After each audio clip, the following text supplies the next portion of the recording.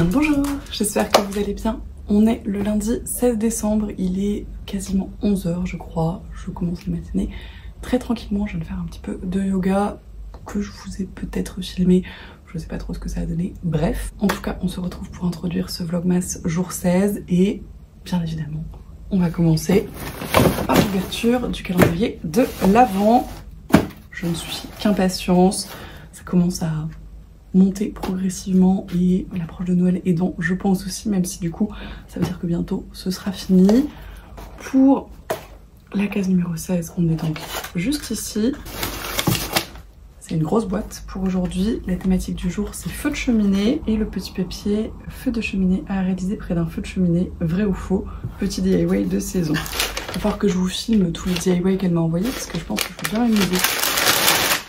Oh, c'est extrêmement cute.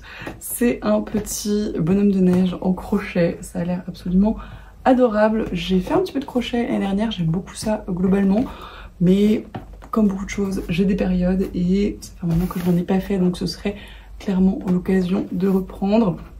Ça va être, je pense, l'activité parfaite autour des fêtes, pendant les vacances, etc. J'ai très hâte de faire ça, merci beaucoup Lucie. C'est absolument adorable et au moins c'est un bonhomme de neige qui ne fondra pas devant ma cheminée, probablement fausse en l'occurrence. C'est beaucoup trop chou, merci beaucoup. Et on continue avec le calendrier de l'Avent Nuo, évidemment. Le numéro 16, qui est possiblement ce qui sent dans le calendrier de l'Avent depuis le début, qui est très plat également. Ah, Make My Mask, masque cheveux fins, cuir chevelu, poudre vomisante et texturante. Donc c'est une poudre, faut mettre de l'eau, après ça fait un masque.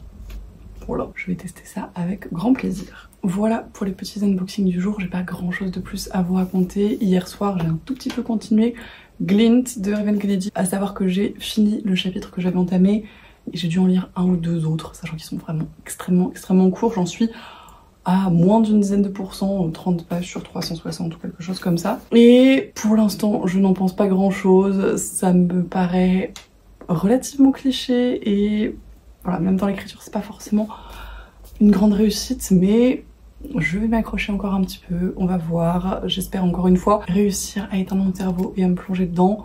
Je vais tâcher d'en lire encore un petit peu aujourd'hui, j'essaye de reprendre progressivement un rythme de lecture somme toute existant, ce serait déjà bien. On verra ce que ça donne, je ne manquerai pas de vous en reparler. Je vais aller me préparer, m'habiller, etc. et tâcher de monter parce que j'ai au moins 2 réels de retard et le vlogmas d'hier qu'il faudrait que je monte, même si ça va être relativement rapide. Ce serait bien de faire ça sur la fin de matinée, comme ça après on n'en parle plus, je suis bien. Et cet après-midi encore une fois ça va être relativement tranquille, mais je vais essayer de faire 2-3 petites choses qu'il faut que je fasse depuis un moment et je vous montrerai s'il y a des trucs intéressants. Bref, je vous reprends tout à l'heure.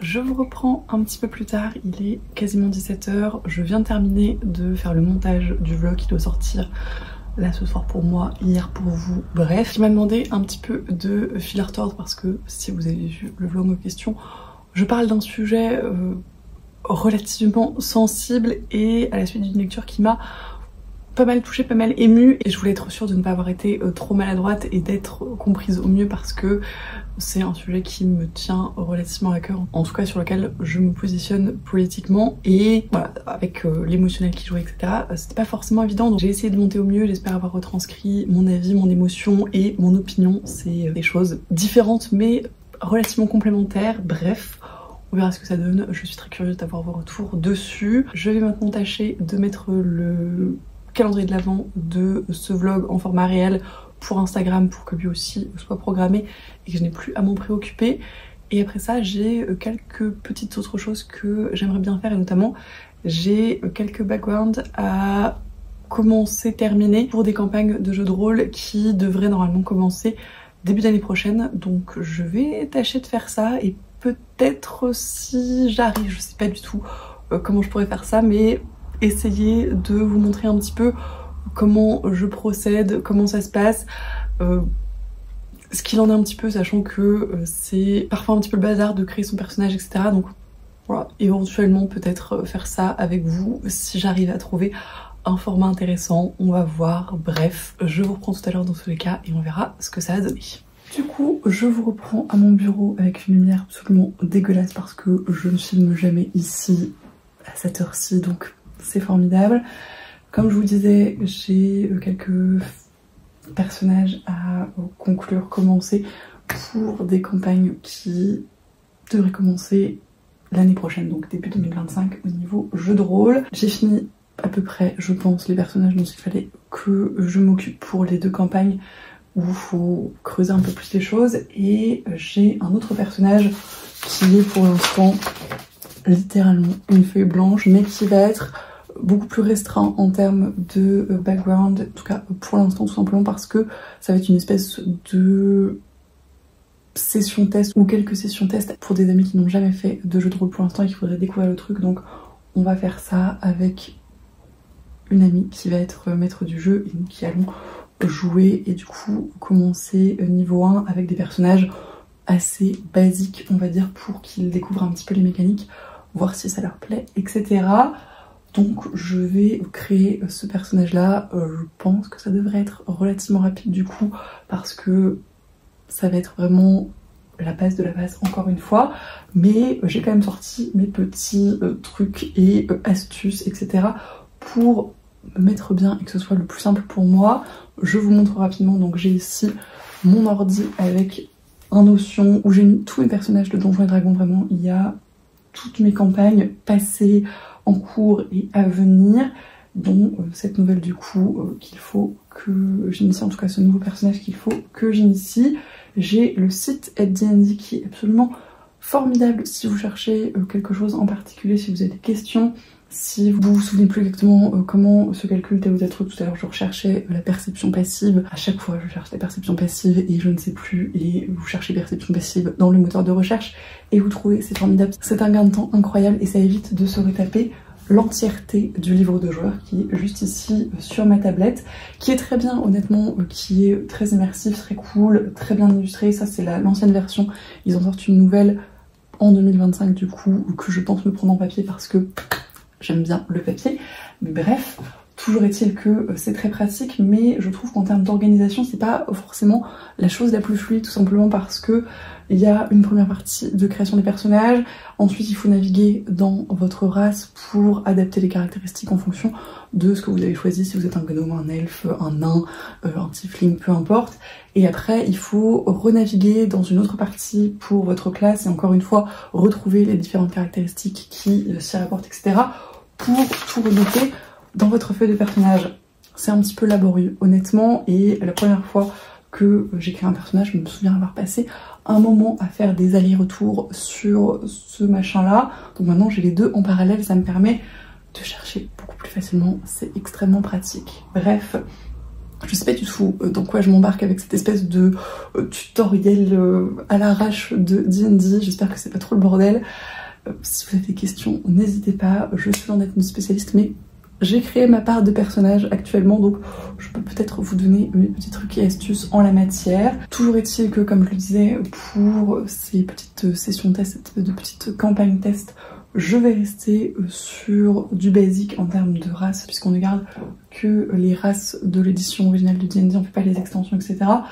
J'hésite encore honnêtement sur ce que je veux prendre. Je pense que ça va être soit une elfe, soit une tiefling. C'est des races que j'ai déjà joué ou que je vais jouer, mais que j'aime beaucoup, que je trouve très classe. Ça va probablement être une de ces deux-là. Et par contre, je sais ce que je veux faire en termes de classe. Je pense que je vais faire une barde, tout simplement parce que je n'en ai jamais joué. Et comme c'est une campagne test, je me dis que ça peut être l'occasion de tester des trucs moi aussi.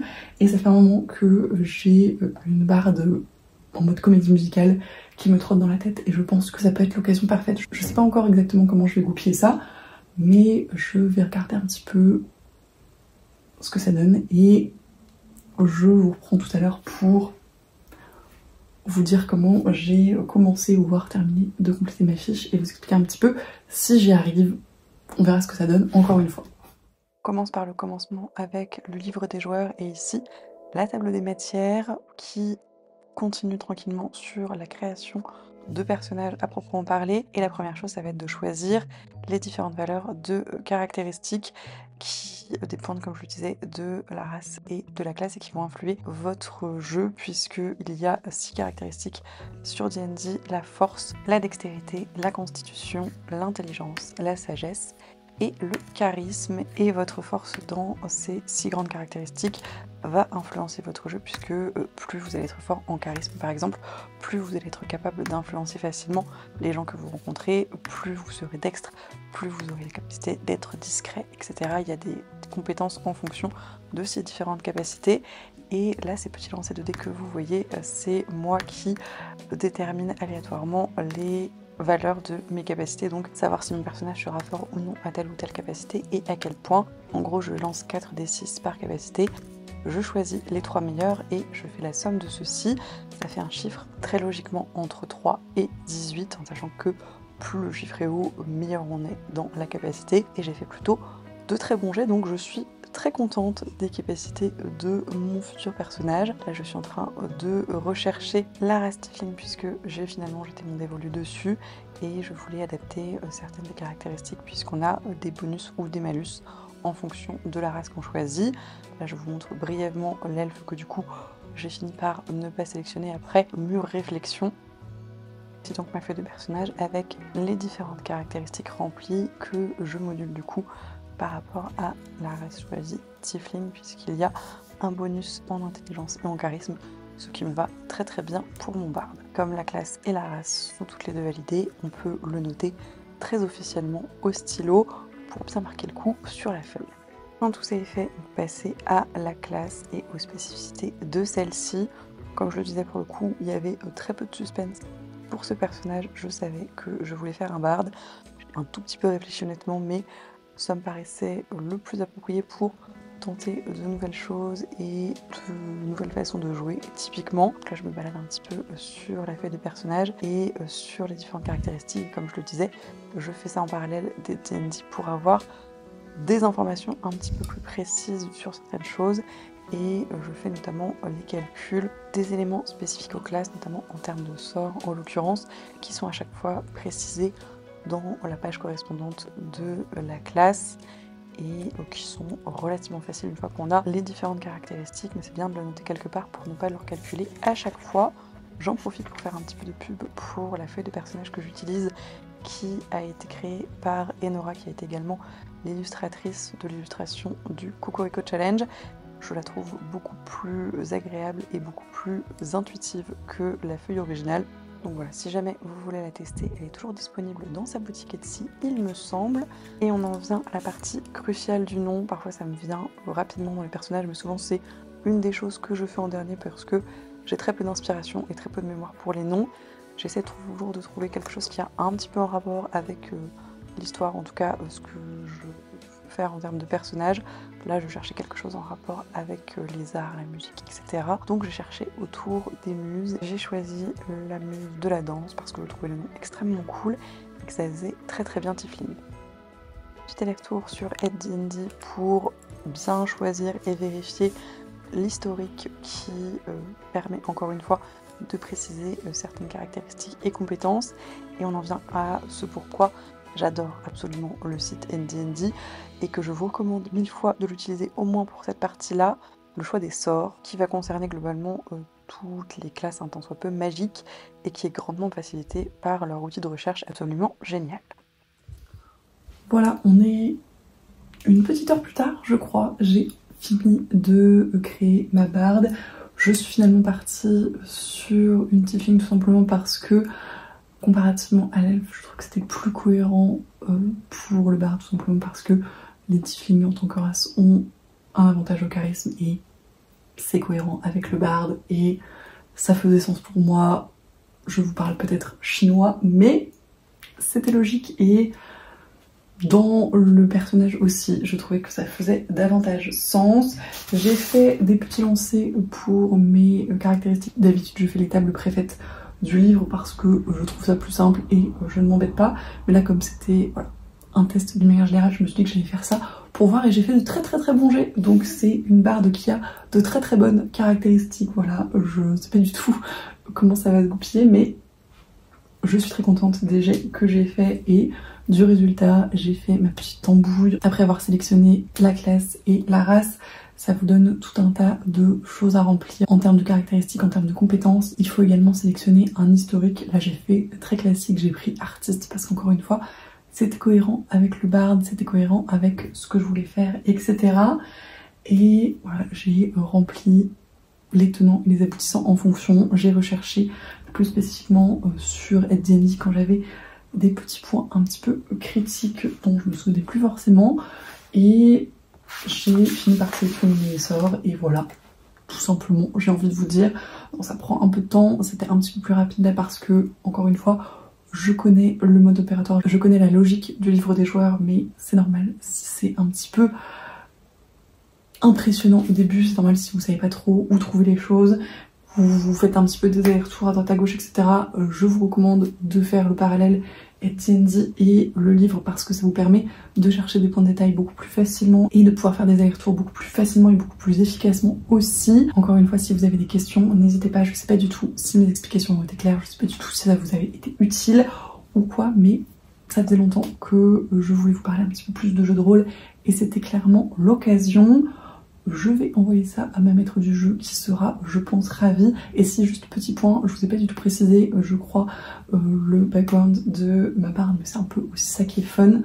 Je vous disais que je voulais faire une barde plus axée comédie musicale et je voulais rester sur un background très simple parce qu'encore une fois, c'est une campagne test, ça va être quelques séances, pas grand chose de plus, mais globalement ça va être une barde qui part explorer le vaste monde parce qu'elle a l'impression d'avoir un peu fait le tour de toutes les représentations, de toutes les comédies musicales qu'elle pouvait représenter et elle a décidé d'explorer et de voir si elle pouvait en écrire une autre et trouver de l'inspiration pour une nouvelle comédie musicale tout simplement. Et c'est le début des aventures et c'est probablement le début des ennuis. Bref, voilà pour ce petit personnage, je suis très contente, j'ai trouvé un nom qui je trouve colle à la fois au côté tiefling et à la fois au côté artistique, barde, donc voilà, j'aime bien quand tout se goupille bien comme ça, c'est extrêmement satisfaisant, j'ai très hâte de la jouer, mais ça ne sera pas tout de suite, je vous en donnerai des nouvelles si ça vous intéresse. Bref, il se fait relativement tard, il est plus de 19h30, je vais aller manger, je vais aller ranger, me préparer pour la nuit, etc. Et je vous reprends peut-être tout à l'heure pour conclure ce vlog, voir si j'ai un petit peu lu par exemple ou des choses comme ça. À plus tard. Je vous reprends un petit peu plus tard, il est un peu plus de 22h. J'ai surtout rangé, fait un petit peu d'étirement, des choses comme ça. J'ai pas grand chose de plus à vous raconter, j'ai pas lu, mais peut-être que je vais tenter de continuer un petit peu ça ce soir et de lire un ou deux chapitres et de voir où ça mène tout simplement. Je vous en reparlerai dans tous les cas. Pour l'instant, j'ai toujours pas grand chose à vous en dire. Bref, je vais donc conclure ce vlogmas ici. Merci de l'avoir regardé jusqu'au bout si vous êtes encore là. Comme d'habitude, j'espère que ça vous a plu. N'hésitez pas à me dire ce que vous en avez pensé. N'hésitez pas comme toujours à me dire ce que vous lisez en ce moment, si vous faites des choses intéressantes, ce que vous pensez encore une fois de mon petit point jeu de rôle plus ou moins chaotique. Si vous avez des questions, encore une fois, n'hésitez pas. Je vous remercie comme toujours pour tous vos commentaires, tous vos messages, tous vos retours. C'est toujours un plaisir d'échanger avec vous. Je vous souhaite bien évidemment d'excellentes lectures et je vous dis du coup